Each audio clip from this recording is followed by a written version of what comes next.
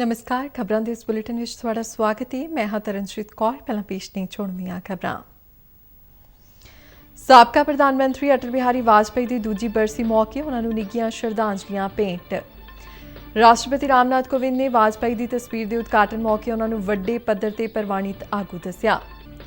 ਰਾਸ਼ਟਰਪਤੀ ਉਪ ਰਾਸ਼ਟਰਪਤੀ ਅਤੇ ਪ੍ਰਧਾਨ ਮੰਤਰੀ ਸਮੇਤ ਅਨੇਕ ਆਗੂਆਂ ਨੇ ਅਟਲ ਬਿਹਾਰੀ ਵਾਜਪੇਈ ਦੀ ਯਾਦਗਾਰ ਸदैव ਅਟਲ ਤੇ ਪਹੁੰਚ ਕੇ ਸ਼ਰਧਾ ਦੇ ਫੁੱਲ ਭੇਂਟ ਕੀਤੇ।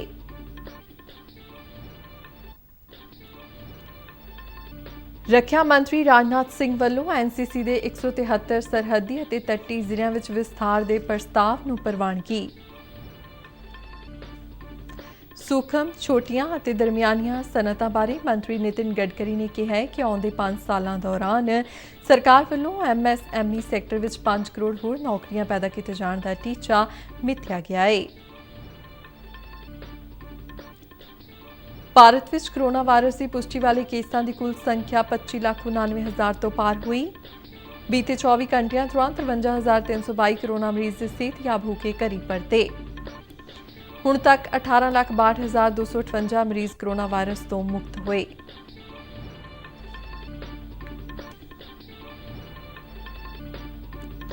ਮਾਨਸਾ ਜ਼ਿਲ੍ਹੇ ਦੇ ਗਰੀਬ ਪਰਿਵਾਰਾਂ ਨੇ ਪ੍ਰਧਾਨ ਮੰਤਰੀ ਆਵਾਸ ਯੋਜਨਾ ਤਹਿਤ ਪੱਕੇ ਮਕਾਨ ਮਿਲਣ ਤੇ ਖੁਸ਼ੀ ਜ਼ਾਹਿਰ ਕੀਤੀ। जम्मू कश्मीर के पवित्र स्थान माता वैष्णो देवी की यात्रा अज तो फिर शुरू।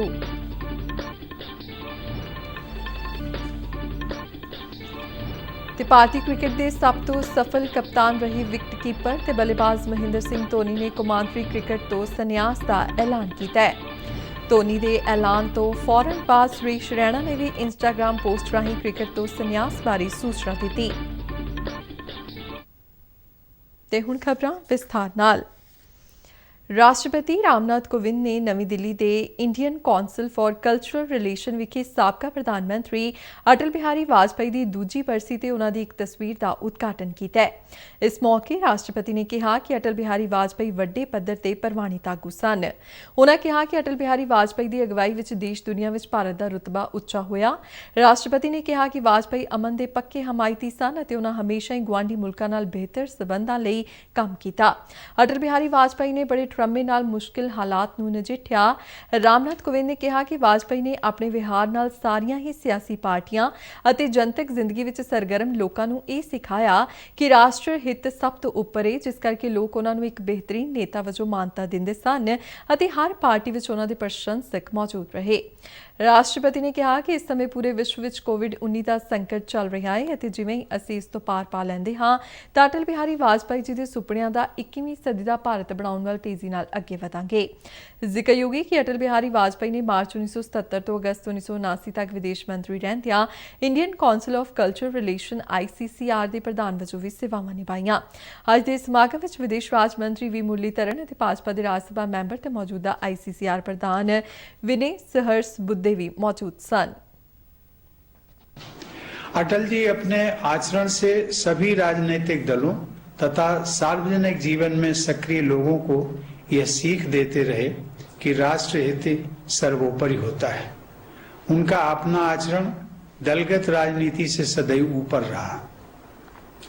सन 1971 के युद्ध में वे तत्कालीन सरकार के समर्थन में दृढ़ता के साथ खड़े रहे। उनकी इसी राष्ट्र निष्ठा के कारण सन 1994 में तत्कालीन सरकार ने अपने प्रखर विरोधी अटल जी को कश्मीर के मुद्दे पर संयुक्त राष्ट्र में भारत का पक्ष प्रस्तुत करने की जिम्मेदारी दी, जो उन्होंने बहुत प्रभावशाली ढंग से निभाई। ਸਾਬਕਾ ਪ੍ਰਧਾਨ ਮੰਤਰੀ ਭਾਰਤ ਰਤਨ ਅਟਲ ਬਿਹਾਰੀ ਵਾਜਪੇਈ ਜੀ ਦੀ ਦੂਜੀ ਬਰਸੀ ਮੌਕੇ ਅੱਜ ਨਵੀਂ ਦਿੱਲੀ ਵਿੱਚ ਉਹਨਾਂ ਦੀ ਯਾਦਗਾਰ ਸदैव ਅਟਲ ਵਿਖੇ ਕਰਵਾਏ ਗਏ ਇੱਕ ਸਮਾਗਮ ਦੌਰਾਨ ਵੱਖ-ਵੱਖ ਆਗੂਆਂ ਵੱਲੋਂ ਉਹਨਾਂ ਨੂੰ ਸ਼ਰਧਾ ਦੇ ਫੁੱਲ ਭੇਂਟ ਕੀਤੇ ਗਏ। ਸ਼ਰਧਾ ਦੇ ਫੁੱਲ ਭੇਂਟ ਕਰਨ ਵਾਲਿਆਂ ਵਿੱਚ ਰਾਸ਼ਟਰਪਤੀ ਤੋਂ ਇਲਾਵਾ ਉਪ ਰਾਸ਼ਟਰਪਤੀ ਐਮ ਵੈਂਕਈਆ ਨਾਇਡੂ, ਪ੍ਰਧਾਨ ਮੰਤਰੀ ਨਰਿੰਦਰ ਮੋਦੀ, ਲੋਕ ਸਭਾ ਸਪੀਕਰ ਓਮ ਬਿਰਲਾ, ਰੱਖਿਆ ਮੰਤਰੀ ਰਾਜਨਾਥ ਸਿੰਘ, ਬੀਜੇਪੀ ਦੇ ਕੌਮੀ ਪ੍ਰਧਾਨ JP ਨੱਡਾ, ਸਵਰਗੀ ਵਾਜਪੇਈ ਦੇ ਪਰਿਵਾਰਕ ਮੈਂਬਰ, ਕੇਂਦਰੀ ਸਿਹਤ ਮੰਤਰੀ ਡਾਕਟਰ ਹਰਸ਼ਵਰਧਨ, ਕੇਂਦਰੀ ਹਵਾਬਾਜ਼ੀ ਮੰਤਰੀ ਹਰਦੀਪ ਸਿੰਘ ਪੁਰੀ ਸਮੇਤ ਹੋਰ ਆਗੂ ਵੀ ਸ਼ਾਮਲ ਸਨ। ਇਸ ਮੌਕੇ ਭਜਨ ਅਤੇ शांति पाठ राही वाजपेयी जी ਨੂੰ ਸ਼ਰਧਾਂਜਲੀ ਦਿੱਤੀ ਗਈ।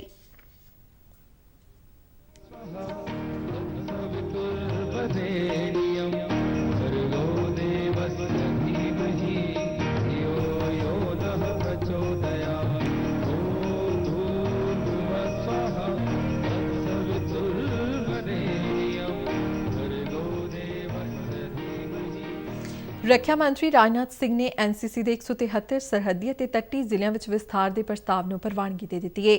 ਇਨ੍ਹਾਂ ਜ਼ਿਲ੍ਹਿਆਂ ਵਿੱਚ 1 ਲੱਖ ਨਵੇਂ ਐਨਸੀਸੀ ਕੈਡਟ ਲਗਾਏ ਜਾਣਗੇ। ਐਨਸੀਸੀ ਦੇ ਵਿਸਥਾਰ ਬਾਰੇ ਪ੍ਰਧਾਨ ਮੰਤਰੀ ਨਰਿੰਦਰ ਮੋਦੀ ਨੇ ਆਪਣੇ ਸੁਤੰਤਰਤਾ ਦਿਵਸ ਸਮਾਗਮ ਦੇ ਭਾਸ਼ਣ ਵਿੱਚ ਐਲਾਨ ਕੀਤਾ ਸੀ। ਪ੍ਰਧਾਨ ਮੰਤਰੀ ਨੇ ਕਿਹਾ ਸੀ ਕਿ ਜ਼ਮੀਨੀ ਅਤੇ ਸਮੁੰਦਰੀ ਸਰਹੱਦਾਂ ਵਾਲੇ ਜ਼ਿਲ੍ਹਿਆਂ ਵਿੱਚ ਐਨਸੀਸੀ ਦਾ ਵਿਸਥਾਰ ਕੀਤਾ ਜਾਵੇਗਾ ਤਾਂ ਜੋ ਇਨ੍ਹਾਂ ਜ਼ਿਲ੍ਹਿਆਂ ਨੂੰ ਆਫਤ ਪ੍ਰਬੰਧਨ ਲਈ ਸਿਖਲਾਈ ਪ੍ਰਾਪਤ ਅਮਲਾ ਮਿਲ ਸਕੇ। ਉਨ੍ਹਾਂ ਕਿਹਾ ਸੀ ਕਿ ਅਜਿਹਾ ਕਰਨ ਨਾਲ ਉਨ੍ਹਾਂ ਨੌਜਵਾਨਾਂ ਨੂੰ ਹਥਿਆਰਬੰਦ ਫੌਜਾਂ ਵਿੱਚ ਆਪਣਾ ਕੈਰੀਅਰ ਬਣਾਉਣ ਲਈ ਹੁਨਰ ਟ੍ਰੇਨਿੰਗ ਵੀ ਮਿਲ ਸਕੇਗੀ। ਰੱਖਿਆ ਮੰਤਰਾਲਾ ਵੱਲੋਂ ਜਾਰੀ ਬਿਆਨ ਵਿੱਚ ਕਿਹਾ ਗਿਆ ਕਿ ਰਾਜਨਾਥ ਸਿੰਘ ਵੱਲੋਂ ਇੱਕ ਵੱਡੀ ਵਿਸਥਾਰ ਸਕੀਮ ਤਹਿਤ ਐਨਸੀਸੀ ਪ੍ਰਸਤਾਵ ਨੂੰ ਮਨਜ਼ੂਰੀ ਦਿੱਤੀ ਗਈ ਹੈ। ਇਸ ਤਹਿਤ ਸਰਹੱਦੀ ਅਤੇ ਤੱਟੀ ਜ਼ਿਲ੍ਹਿਆਂ ਵਿੱਚ ਕੋਈ 1000 ਸਕੂਲਾਂ ਅਤੇ ਕਾਲਜਾਂ ਦੀ ਪਛਾਣ ਕੀਤੀ ਗਈ ਹੈ ਜਿੱਥੇ ਐਨਸੀਸੀ ਸ਼ੁਰੂ ਕੀਤੀ ਜਾਵੇਗੀ। ਨਵੇਂ ਭਰਤੀ ਕੀਤੇ ਜਾਣ ਵਾਲੇ ਐਨਸੀਸੀ ਕੈਡਟਾਂ ਵਿੱਚ 1/3 ਗਿਣਤੀ ਲੜਕੀਆਂ ਦੀ ਹੋਵੇਗੀ। ਸਰਹੱਦੀ ਖੇਤਰਾਂ ਵਿੱਚ ਸਥਿਤ ਐਨਸੀਸੀ ਯੂਨਿਟਾਂ ਨੂੰ ਭਾਰਤੀ ਫੌਜ ਵੱਲੋਂ ਸਿਖਲਾਈ ਅਤੇ ਪ੍ਰਬੰਧਕੀ ਸਹਾਇਤਾ ਦਿੱਤੀ ਜਾਵੇਗੀ, ਜਦਕਿ ਤੱਟੀ ਇਲਾਕਿਆਂ ਵਿੱਚ ਸਥਿਤ ਐਨਸੀਸੀ ਯੂਨਿਟਾਂ ਨੂੰ ਜਲ ਸੈਨਾ ਵੱਲੋਂ ਸਹਾਇਤਾ ਮੁਹੱਈਆ ਕਰਵਾਈ ਜਾਵੇਗੀ। ਜਿੱਥੇ ਕਿਤੇ ਵੀ ਹਵਾਈ ਅੱਡੇ ਨੇੜੇ ਹੋਣਗੇ ਉੱਥੇ ਐਨਸੀਸੀ ਯੂਨਿਟਾਂ ਨੂੰ ਭਾਰਤੀ ਹਵਾਈ ਸੈਨਾ ਵੱਲੋਂ ਸਹਾਇਤਾ ਮੁਹੱਈਆ ਕਰਵਾਈ ਜਾਵੇਗੀ। ਸੂਖਮ, ਛੋਟੀਆਂ ਤੇ ਦਰਮਿਆਨੀਆਂ ਸਨਅਤਾਂ ਐਮਐਸਐਮਈ ਬਾਰੇ ਕੇਂਦਰੀ ਮੰਤਰੀ ਨਿਤਿਨ ਗਡਕਰੀ ਨੇ ਕਿਹਾ ਕਿ ਐਮਐਸਐਮਈ ਸੈਕਟਰ ਦੇਸ਼ ਦੇ ਵਿਕਾਸ ਵਿੱਚ ਵੱਡਾ ਰੋਲ ਅਦਾ ਕਰਦੇ ਨੇ। ਅੱਜ ਨਵੀਂ ਦਿੱਲੀ ਵਿੱਚ ਸਵਾਵਲੰਬਨ ਸਿਖਰ ਸੰਮੇਲਨ 2020 ਵਿੱਚ ਵੀਡੀਓ ਕਾਨਫਰੰਸਿੰਗ ਰਾਹੀਂ ਬੋਲਦਿਆਂ ਉਨ੍ਹਾਂ ਕਿਹਾ ਕਿ ਹੁਣ ਤੱਕ ਇਸ ਸੈਕਟਰ ਵਿੱਚ 11 ਕਰੋੜ ਨੌਕਰੀਆਂ ਪੈਦਾ ਕੀਤੀਆਂ ਗਈਆਂ ਅਤੇ ਆਉਂਦੇ 5 ਸਾਲਾਂ ਦੌਰਾਨ ਸਰਕਾਰ ਵੱਲੋਂ 5 ਕਰੋੜ ਹੋਰ ਨੌਕਰੀਆਂ ਪੈਦਾ ਕੀਤੇ ਜਾਣ ਦਾ ਟੀਚਾ ਮਿੱਥਿਆ ਗਿਆ ਹੈ। ਗਡਕਰੀ ਨੇ ਕਿਹਾ ਕਿ ਦੇਸ਼ ਦੀਆਂ 48% ਬਰਾਮਦਾਂ ਐਮਐਸਐਮਈ ਸੈਕਟਰ ਤੋਂ ਹੁੰਦੀਆਂ ਨੇ ਅਤੇ ਸਰਕਾਰ ਨੇ बरामदा 60% ਤੇ ਲਿਜਾਣ ਦਾ ਟੀਚਾ ਰੱਖਿਆ है। देश के ग्रोथ में हमारे एमएसएमई सेक्टर का बहुत बड़ा कंट्रीब्यूशन है। अभी जो जीडीपी ग्रोथ है उसमें से 30% इनकम जो है वो एमएसएमई से आता है। हमारा 48% एक्सपोर्ट एमएसएमई का है और अभी तक हमने 11 करोड़ जॉब क्रिएट किए हैं। और अब मेरा विश्वास है और मेरा विचार है कि हम इसी मर्यादा को बढ़ाकर आने वाले 5 साल में हम कम से कम ये जो 30% एमएसएमई की ग्रोथ है इसको हम 50% तक लेके जाएं। देश ਵਿੱਚ ਕੋਰੋਨਾ ਮਹਾਮਾਰੀ ਦੇ ਪੁਸ਼ਟੀ ਵਾਲੇ ਮਾਮਲਿਆਂ ਵਿੱਚ ਲਗਾਤਾਰ ਵਾਧਾ ਦਰਜ ਕੀਤਾ ਜਾ ਰਿਹਾ ਹੈ। ਕੇਂਦਰੀ ਸਿਹਤ ਮਹਿਕਮੇ ਵੱਲੋਂ ਜਾਰੀ ਅੰਕੜਿਆਂ ਮੁਤਾਬਿਕ ਪਿਛਲੇ 24 ਘੰਟਿਆਂ ਦੌਰਾਨ ਕੋਰੋਨਾ ਦੀ ਪੁਸ਼ਟੀ ਵਾਲੇ 63490 ਨਵੇਂ ਮਾਮਲੇ ਸਾਹਮਣੇ ਆਏ ਨੇ, ਜਿਸ ਨਾਲ ਦੇਸ਼ ਵਿੱਚ ਕੋਰੋਨਾ ਦੀ ਪੁਸ਼ਟੀ ਵਾਲੇ ਮਾਮਲਿਆਂ ਦੀ ਗਿਣਤੀ ਵੱਧ ਕੇ 25,99,682 ਹੋ ਗਈ ਹੈ। ਚੰਗੀ ਗੱਲ ਇਹ ਹੈ ਕਿ ਸਿਹਤਯਾਬ ਹੋਣ ਵਾਲਿਆਂ ਦੀ ਗਿਣਤੀ ਇੱਕ ਵਾਰ ਫਿਰ 50,000 ਤੋਂ ਵੱਧ ਦਰਜ ਕੀਤੀ ਗਈ ਹੈ। ਬੀਤੇ ਦਿਨ 53,322 ਮਰੀਜ਼ ਠੀਕ ਹੋਏ, ਜਿਸ ਨਾਲ ਸਿਹਤਯਾਬ ਹੋਣ ਵਾਲਿਆਂ ਦੀ ਗਿਣਤੀ 18,62,258 ਹੋ ਗਈ ਹੈ। ਸਿਹਤਯਾਬ ਹੋਣ ਵਾਲਿਆਂ ਦੀ ਦਰ ਵੱਧ ਕੇ 71.91% ਹੋ ਗਈ ਹੈ। ਦੇਸ਼ ਵਿੱਚ ਐਕਟਿਵ ਮਾਮਲੇ 6,77,444 ਰਹਿ ਗਏ ਨੇ। ਐਕਟਿਵ ਮਾਮਲਿਆਂ ਦੀ ਦਰ ਘਟ ਕੇ 26.16% ਰਹਿ ਗਈ ਹੈ। ਸਿਹਤਯਾਬ ਹੋਣ ਵਾਲਿਆਂ ਦੀ ਗਿਣਤੀ ਐਕਟਿਵ ਕੇਸਾਂ ਨਾਲੋਂ 11,84,814 ਵੱਧ ਹੈ। ਦੇਸ਼ ਵਿੱਚ ਇਸ ਮਹਾਮਾਰੀ ਨਾਲ ਮਰਨ ਵਾਲਿਆਂ ਦੀ ਗਿਣਤੀ ਦੀ ਦਰ ਵੀ ਘਟ ਕੇ 1.93% ਰਹਿ ਗਈ ਹੈ। ਪਿਛਲੇ 24 ਘੰਟਿਆਂ ਦੌਰਾਨ ਕੋਰੋਨਾ ਨਾਲ 944 ਮੌਤਾਂ ਹੋਈਆਂ, ਜਿਸ ਨਾਲ ਮਰਨ ਵਾਲਿਆਂ ਦੀ ਕੁੱਲ ਗਿਣਤੀ 49,980 ਤੇ ਪੁੱਜ ਗਈ ਹੈ। ਪਿਛਲੇ 24 ਘੰਟਿਆਂ ਦੌਰਾਨ 8,68,679 ਨਮੂਨਿਆਂ ਦੀ ਕੋਰੋਨਾ ਜਾਂਚ ਕੀਤੀ ਗਈ। ਦੇਸ਼ ਵਿੱਚ ਇੱਕ ਦਿਨ ਵਿੱਚ ਟੈਸਟ ਕੀਤੇ ਗਏ ਨਮੂਨਿਆਂ ਦੀ ਇਹ ਹੁਣ ਤੱਕ ਦੀ ਸਭ ਤੋਂ ਵੱਡੀ ਛਾਲ ਹੈ। ਪੰਜਾਬ ਵਿੱਚ ਕਈ ਹੋਰ ਥਾਵਾਂ ਤੋਂ ਸੁਤੰਤਰਤਾ ਦਿਵਸ ਮਨਾਏ ਜਾਣ ਦੀਆਂ ਖਬਰਾਂ ਨੇ। ਪੰਜਾਬ ਵਿਧਾਨ ਸਭਾ ਦੇ ਸਪੀਕਰ ਰਾਣਾ KP ਸਿੰਘ ਨੇ ਰੂਪਨਗਰ ਵਿੱਚ ਕੌਮੀ ਝੰਡਾ ਲਹਿਰਾਇਆ ਤੇ ਮਾਰਚ ਪਾਸਟ ਤੋਂ ਸਲਾਮੀ ਲਈ। ਇਸ ਮੌਕੇ ਉਹਨਾਂ ਕਿਹਾ ਕਿ ਸਾਡੇ ਦੇਸ਼ ਨੂੰ ਲੰਮੇ ਸੰਘਰਸ਼ ਤੋਂ ਬਾਅਦ ਆਜ਼ਾਦੀ ਹਾਸਲ ਹੋਈ ਹੈ ਅਤੇ ਇਸ ਪਿੱਛੇ ਅਨੇਕਾਂ ਸੂਰਮਿਆਂ ਨੂੰ ਸ਼ਹਾਦਤ ਦੇਣੀ ਪਈ ਹੈ। ਉਹਨਾਂ ਕਿਹਾ ਕਿ ਆਜ਼ਾਦੀ ਦੀ ਲੜਾਈ ਵਿੱਚ ਸ਼ਹੀਦ ਹੋਣ ਵਾਲੇ ਲੋਕਾਂ ਵਿੱਚ ਸਭ ਤੋਂ ਵੱਧ ਪੰਜਾਬ ਨਾਲ ਸੰਬੰਧਿਤ ਸਨ। ਰਾਣਾ KP ਸਿੰਘ ਨੇ ਕਿਹਾ ਕਿ ਸਾਨੂੰ ਸਾਰਿਆਂ ਨੂੰ ਦੇਸ਼ ਨੂੰ ਅੱਗੇ ਲਿਜਾਣ ਵਿੱਚ ਯੋਗਦਾਨ ਪਾਉਣਾ ਚਾਹੀਦਾ ਹੈ। ਸਮਾਗਮ ਦੌਰਾਨ ਰੈੱਡ ਕਰਾਸ ਸੁਸਾਇਟੀ ਵੱਲੋਂ ਵਿਧਵਾ ਔਰਤਾਂ ਨੂੰ ਸਿਲਾਈ ਮਸ਼ੀਨਾਂ ਵੰਡੀਆਂ ਗਈਆਂ ਤੇ ਕੋਵਿਡ-19 ਦੇ ਮਰੀਜ਼ਾਂ ਦੀ ਜ਼ਿੰਦਗੀ ਨੂੰ ਬਚਾਉਣ ਲਈ ਆਪਣਾ ਪਲਾਜ਼ਮਾ ਦਾਨ ਕਰਨ ਵਾਲੇ ਲੋਕਾਂ ਨੂੰ ਸਨਮਾਨਿਤ ਵੀ ਕੀਤਾ ਗਿਆ। मैं समूह देशवासियों को बहुत बहुत बधाई देना। आज का मुबारक मौका कि जिथे हिंदुस्तान नाल जुड़े सारे लोग हिंदुस्तान के संविधान से आस्था रखने वाले लोग इस दिन को बड़ी श्रद्धा से धूमधाम नाल मनाते हैं। उत्थे दुनिया ਦੀਆਂ ਕੌਮਾਂ ਜਿਹੜੀਆਂ ਮਨੁੱਖ ਤੋਂ ਆਜ਼ਾਦੀ 'ਚ ਵਿਸ਼ਵਾਸ ਰੱਖਦੀਆਂ, ਉਹਨਾਂ ਕੌਮਾਂ ਵੱਲੋਂ ਵੀ ਖੁਸ਼ੀ ਦਾ ਇਜ਼ਹਾਰ ਕੀਤਾ ਜਾਂਦਾ। ਪ੍ਰਧਾਨ ਮੰਤਰੀ ਆਵਾਸ ਯੋਜਨਾ ਤਹਿਤ ਦੇਸ਼ ਭਰ ਵਿੱਚ ਗਰੀਬ ਲੋਕਾਂ ਨੂੰ ਰਹਿਣ ਲਈ ਮਕਾਨ ਮੁਹੱਈਆ ਕਰਵਾਏ ਗਏ ਨੇ। ਜੋ ਲੋਕ ਕਦੇ ਸਿਰ ਤੇ ਛੱਤ ਜਾਂ ਪੱਕੇ ਮਕਾਨ ਬਾਰੇ ਸੋਚ ਵੀ ਨਹੀਂ ਸਕਦੇ ਸੀ, ਉਹਨਾਂ ਨੂੰ ਸਰਕਾਰ ਵੱਲੋਂ ਪੱਕੇ ਮਕਾਨ ਬਣਾ ਕੇ ਦਿੱਤੇ ਗਏ, ਜਿਸ ਨਾਲ ਉਹਨਾਂ ਦੀ ਜ਼ਿੰਦਗੀ ਬਹੁਤ ਸੁਖਾਲੀ ਹੋ ਗਈ ਹੈ। ਪ੍ਰਧਾਨ ਮੰਤਰੀ ਆਵਾਸ ਯੋਜਨਾ ਤਹਿਤ ਇਸ ਸਾਲ ਮਾਨਸਾ ਜ਼ਿਲ੍ਹੇ ਵਿੱਚ 765 ਮਕਾਨ ਬਣਾਏ ਜਾ ਰਹੇ ਨੇ। ਜ਼ਿਲ੍ਹੇ ਦੇ ਪਿੰਡਾਂ ਵਿੱਚ ਰਹਿੰਦੇ ਗਰੀਬ ਲੋਕ ਜੋ ਆਪਣਾ ਘਰ ਨਹੀਂ ਬਣਾ ਸਕਦੇ, ਉਹਨਾਂ ਨੂੰ ਪੰਜਾਬ ਸਰਕਾਰ ਦੇ ਪੇਂਡੂ ਅਤੇ ਪੰਚਾਇਤ ਵਿਕਾਸ ਵਿਭਾਗ ਵੱਲੋਂ ਪ੍ਰਧਾਨ ਮੰਤਰੀ ਆਵਾਸ ਯੋਜਨਾ ਪੇਂਡੂ ਤਹਿਤ 765 ਪਰਿਵਾਰਾਂ ਨੂੰ ਪੱਕੇ ਘਰਾਂ ਦੀ ਉਸਾਰੀ ਲਈ ਗ੍ਰਾਂਟ ਦਿੱਤੀ ਜਾ ਰਹੀ ਹੈ। ਇਹਨਾਂ ਵਿੱਚੋਂ 116 ਮਕਾਨ ਬਣ ਕੇ ਤਿਆਰ ਹੋ ਚੁੱਕੇ ਨੇ, ਜਦਕਿ ਬਾਕੀ ਰਹਿੰਦੇ ਮਕਾਨ ਮਾਰਚ 2021 ਤੱਕ ਮੁਕੰਮਲ ਹੋ ਜਾਣਗੇ। ਹਰ ਲਾਭਪਾਤਰੀ ਨੂੰ 3 ਕਿਸ਼ਤਾਂ ਵਿੱਚ ਜਿੱਥੇ 1,20,000 ਰੁਪਏ ਦੀ ਵਿੱਤੀ ਸਹਾਇਤਾ ਮਿਲੇਗੀ, ਉੱਥੇ ਮਨਰੇਗਾ ਤਹਿਤ ਲਾਭਪਾਤਰੀ ਨੂੰ 90 ਦਿਹਾੜੀਆਂ ਦੀ ਮਜ਼ਦੂਰੀ ਵੀ ਮਿਲੇਗੀ, ਕਿਉਂਕਿ ਇਹਨਾਂ ਮਕਾਨਾਂ ਦੀ ਉਸਾਰੀ ਦਾ ਕੰਮ ਮਨਰੇਗਾ ਮਜ਼ਦੂਰਾਂ ਤੋਂ ਕਰਵਾਇਆ ਜਾ ਰਿਹਾ ਹੈ। ਮਾਨਸਾ ਦੇ ਵਧੀਕ ਡਿਪਟੀ ਕਮਿਸ਼ਨਰ ਅਮਰਪ੍ਰੀਤ ਕੌਰ ਸੰਧੂ ਨੇ ਦੱਸਿਆ ਕਿ ਇਸ ਸਕੀਮ ਵਿੱਚ ਲਾਭਪਾਤਰੀਆਂ ਦੀ ਚੋਣ ਆਰਥਿਕ ਜਨਜਾਤੀ ਜਨਗਣਨਾ 2011 ਦੇ ਆਧਾਰ ਤੇ ਵਿਭਾਗ ਵੱਲੋਂ ਕੀਤੀ ਗਈ ਹੈ। ਉਨ੍ਹਾਂ ਅੱਗੇ ਦੱਸਿਆ ਕਿ 1,20,000 ਰੁਪਏ ਦੀ ਗ੍ਰਾਂਟ ਦੀ ਪਹਿਲੀ ਕਿਸ਼ਤ 30,000, ਦੂਜੀ 72,000 ਅਤੇ ਤੀਜੀ ਕਿਸ਼ਤ 18,000 ਰੁਪਏ ਦੀ ਦਿੱਤੀ ਜਾਂਦੀ ਹੈ। ਇਸ ਤੋਂ ਇਲਾਵਾ ਮਨਰੇਗਾ ਕਾਮਿਆਂ ਨੂੰ ਵੀ ਮਜ਼ਦੂਰੀ ਮਿਲ ਜਾਂਦੀ ਹੈ। ਡਿਸਟ੍ਰਿਕਟ ਦੇ ਵਿੱਚ 765 ਘਰ ਅਸੀਂ ਕਰਵਾਏ ਹੈਗੇ ਆ, ਟਾਰਗੇਟਸ ਪੂਰੇ ਕੀਤੇ ਹੈਗੇ ਆ ਤੇ ਬੈਨੀਫੀਸ਼ੀਅਰੀਜ਼ ਨੂੰ ਆਇਡੈਂਟੀਫਾਈ ਕੀਤਾ, ਜਿਹਨੂੰ ਮੈਂ ਸਹੀ ਤਰੀਕੇ ਨਾਲ ਕਹਾਂ, ਤੇ ਉਹਦੇ ਚੋਂ 116 ਘਰ ਸਾਡੇ ਮੁਕੰਮਲ ਹੋ ਚੁੱਕੇ ਨੇ ਤੇ ਬਾਕੀ ਅਸੀਂ ਅਗਲੇ ਮਾਰਚ ਤੱਕ ਸਾਡਾ ਟਾਰਗੇਟ ਹੈਗਾ ਕਿ ਅਸੀਂ ਉਹਨਾਂ ਨੂੰ ਜਲਦ ਤੋਂ ਜਲਦ ਕੰਪਲੀਟ ਕਰਵਾਵਾਂਗੇ। ਪ੍ਰਸਾਰ ਭਾਰਤੀ ਦੇ ਨੁਮਾਇੰਦੇ ਨੇ ਪ੍ਰਧਾਨ-ਮੰਤਰੀ ਆਵਾਸ ਯੋਜਨਾ ਤਹਿਤ ਪਿੰਡ ਕਰਮਗੜ੍ਹ, ਊਤਾਵਾਲੀ, ਬੁਰਜਰਾਕੀ ਅਤੇ ਚਕੇਰੀਆ ਦੇ ਲਾਭਪਾਤਰੀਆਂ ਨਾਲ ਗੱਲਬਾਤ ਕੀਤੀ। ਇਹ ਲੋਕ ਪੱਕੇ ਮਕਾਨ ਮਿਲਣ ਤੇ ਬੇਹੱਦ ਖੁਸ਼ ਨਜ਼ਰ ਆਏ। ਸਾਨੂੰ ਜੀ 2 ਲੱਖ ਰੁਪਇਆ ਸਹਾਇਤਾ ਦਿੱਤੀ ਗਵਰਨਮੈਂਟ ਨੇ। ਅਸੀਂ ਇਹਦੇ ਹਿਸਾਬ ਨਾਲ ਅਸੀਂ ਮਕਾਨ ਪਾ ਲਿਆ ਤੇ ਬਹੁਤ ਧੰਨਵਾਦ ਹੈ ਸਰਕਾਰ ਨੇ। ਸਾਨੂੰ 3 ਕਿਸ਼ਤਾਂ 'ਚ ਸਾਨੂੰ ਪੈਸੇ ਦੇ ਤੇ ਅਸੀਂ ਮਕਾਨ ਪਾ ਲਿਆ ਉਹਦਾ। ਕੱਚੇ 'ਚੋਂ ਪੱਕੇ ਹੋ ਗਏ ਜੀ। ਬਹੁਤ ਧੰਨਵਾਦ ਹੈ ਜੀ। ਜੀ ਕੱਚੇ 'ਚ ਬੈਠੇ ਸੀਗੇ, ਸਾਨੂੰ ਸਰਕਾਰ ਨੇ ਸਹਾਇਤਾ ਦਿੱਤੀ ਹੈ ਜੀ। ਅਸੀਂ ਆਹ ਪਾ ਲਿਆ ਮਕਾਨ ਜੀ। ਧੰਨਵਾਦ ਕਰਦੇ ਹਾਂ ਸਰਕਾਰ ਦਾ ਜੀ।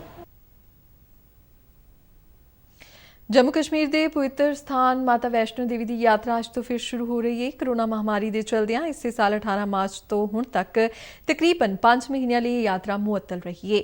ਮਾਤਾ ਵੈਸ਼ਨੋ ਦੇਵੀ ਗੁਫਾ ਬੋਰਡ ਦੇ ਮੁੱਖ ਕਾਰਜਕਾਰੀ ਅਧਿਕਾਰੀ ਰਮੇਸ਼ ਕੁਮਾਰ ਨੇ ਦੱਸਿਆ ਕਿ ਪਹਿਲੇ ਹਫ਼ਤੇ ਦੌਰਾਨ ਹਰ ਰੋਜ਼ ਸਿਰਫ 2000 ਸ਼ਰਧਾਲੂਆਂ ਨੂੰ ਹੀ ਯਾਤਰਾ ਦੀ ਇਜਾਜ਼ਤ ਦਿੱਤੀ ਜਾਵੇਗੀ, ਜਿਨ੍ਹਾਂ ਵਿੱਚੋਂ 1900 ਜੰਮੂ ਕਸ਼ਮੀਰ ਅਤੇ ਸਿਰਫ 100 ਬਾਹਰਲੇ ਸ਼ਰਧਾਲੂਆਂ ਨੂੰ ਹੀ ਇਜਾਜ਼ਤ ਦਿੱਤੀ ਜਾਵੇਗੀ। ਉਨ੍ਹਾਂ ਦੱਸਿਆ ਕਿ ਕਿਸੇ ਵੀ ਹੰਗਾਮੀ ਸਥਿਤੀ ਵਿੱਚੋਂ ਬਚਣ ਲਈ ਰਜਿਸਟ੍ਰੇਸ਼ਨ ਕਾਊਂਟਰ ਤੇ ਲੋਕਾਂ ਵੱਲੋਂ ਪੰਜੀਕਰਨ ਕਰਨ ਤੋਂ ਬਾਅਦ ਹੀ ਯਾਤਰਾ ਕਰਨ ਦੀ ਇਜਾਜ਼ਤ ਦਿੱਤੀ ਜਾਵੇਗੀ।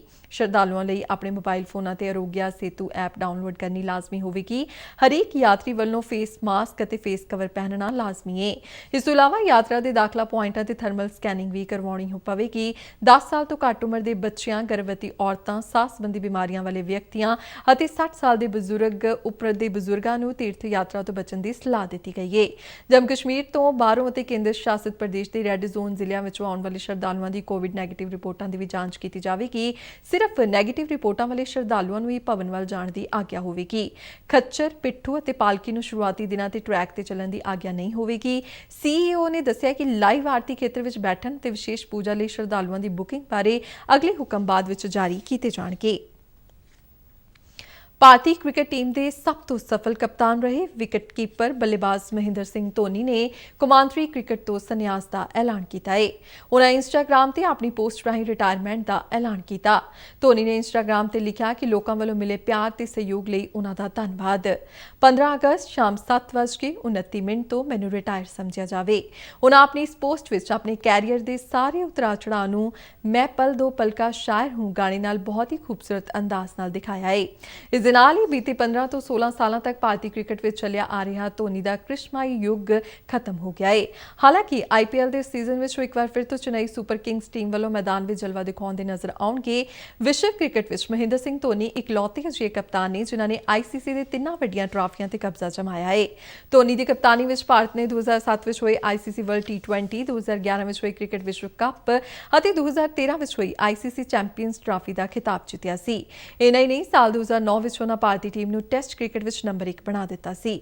ਦੂਜੇ ਪਾਸੇ ਸੁਰੇਸ਼ ਰੈਣਾ ਨੇ ਵੀ ਕੌਮਾਂਤਰੀ ਕ੍ਰਿਕਟ ਵਿੱਚੋਂ ਸੰਨਿਆਸ ਦਾ ਐਲਾਨ ਕਰ ਦਿੱਤਾ ਹੈ। ਧੋਨੀ ਵੱਲੋਂ ਰਿਟਾਇਰਮੈਂਟ ਦੇ ਐਲਾਨ ਤੋਂ ਫੌਰਨ ਬਾਅਦ ਸੁਰੇਸ਼ ਰੈਣਾ ਨੇ ਵੀ ਇੰਸਟਾਗ੍ਰਾਮ ਪੋਸਟ ਰਾਹੀਂ ਆਪਣੇ ਸੰਨਿਆਸ ਦਾ ਐਲਾਨ ਕੀਤਾ। ਰੈਣਾ ਧੋਨੀ ਵਾਂਗ IPL ਵਿੱਚ ਖੇਡਦੇ ਨਜ਼ਰ ਆਉਣਗੇ। ਸੁਰੇਸ਼ ਰੈਣਾ ਨੇ ਭਾਰਤ ਲਈ 18 ਟੈਸਟ ਮੈਚ, 226 ਇੱਕ ਦਿਨਾ ਮੈਚ ਅਤੇ 78 T20 ਮੈਚ ਖੇਡੇ। ਤੇ ਇਸ ਦੇ ਨਾਲ ਹੀ ਖਬਰਾਂ ਦਾ ਇਹ ਬੁਲੇਟਿਨ ਖਤਮ ਹੁੰਦਾ ਹੈ। ਆਗਿਆ ਦਿਓ, ਨਮਸਕਾਰ।